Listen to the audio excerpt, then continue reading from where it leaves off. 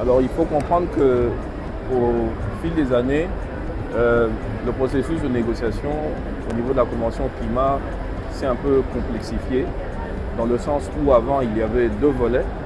Le volet des négociations des experts, et une fois que les experts atteignaient des lignes rouges au-delà desquelles ils ne pouvaient pas aller, les politiques prenaient le relais. Donc le processus était au niveau des experts et ensuite au niveau ministériel. Au fil des années, il y a eu deux autres niveaux qui se sont imposés. Le niveau des chefs d'État et le niveau de l'action.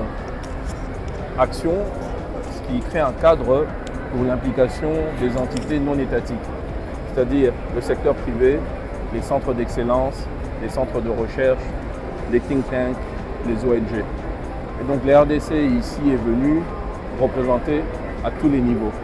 Il y a eu le sommet du 6 et du 7, le sommet des leaders pour l'action.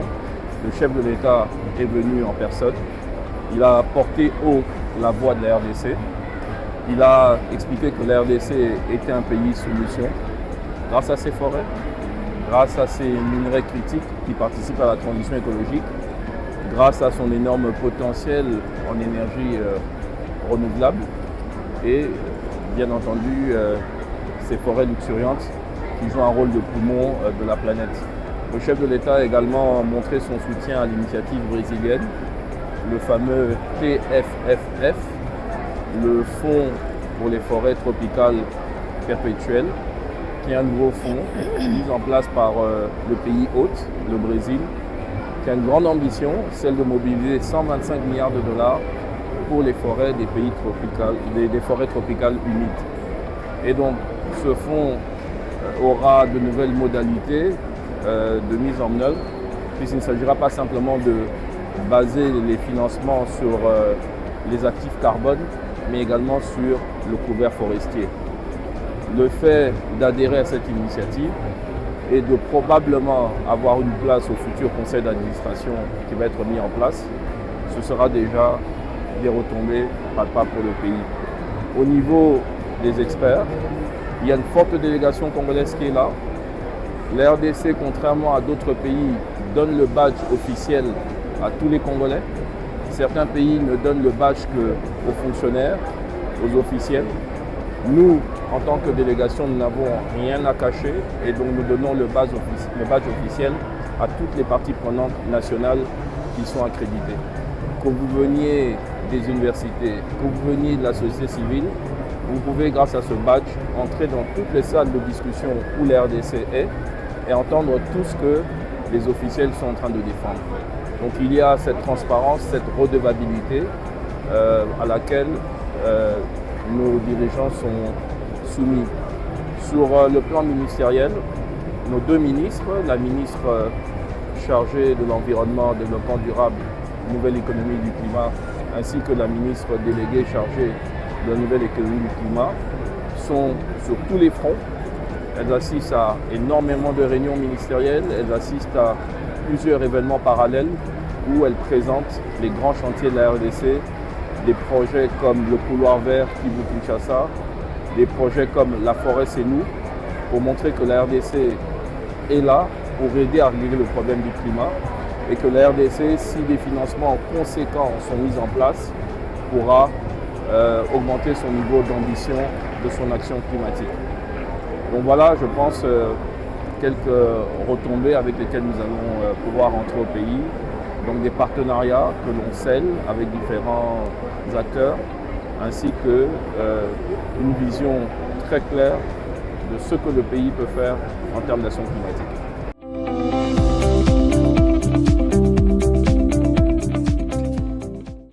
Alors il faut comprendre également que l'action climatique a deux volets. L'atténuation, réduire les émissions de gaz à effet de serre, ainsi que l'adaptation, c'est-à-dire pouvoir développer des plans, des programmes, des politiques pour pouvoir faire face aux effets néfastes du changement climatique et y adapter son développement. La RDC, pour l'atténuation, a une contribution déterminée au niveau national qui demande à ce qu'on réduise nos émissions de 21% d'ici 2030. La RDC a également un plan national d'adaptation qui identifie toutes les actions à mettre en place pour pouvoir s'adapter aux effets néfastes du changement climatique. Ce plan national d'adaptation a été élaboré par la Direction du développement durable, la division du changement climatique. Il a été entériné au niveau ministériel et ce plan a été évalué. On en connaît le coût. Ce plan identifie donc toutes les actions que l'on doit mettre en place pour pouvoir être plus résilient face aux effets néfastes du changement climatique. Comment lutter contre les effets de la désertification? Comment lutter contre la hausse du niveau de la mer qui crée l'érosion côtière? Comment pouvoir rendre notre agriculture plus résiliente? Et différentes actions donc contenues dans ce plan ont été clairement identifiées.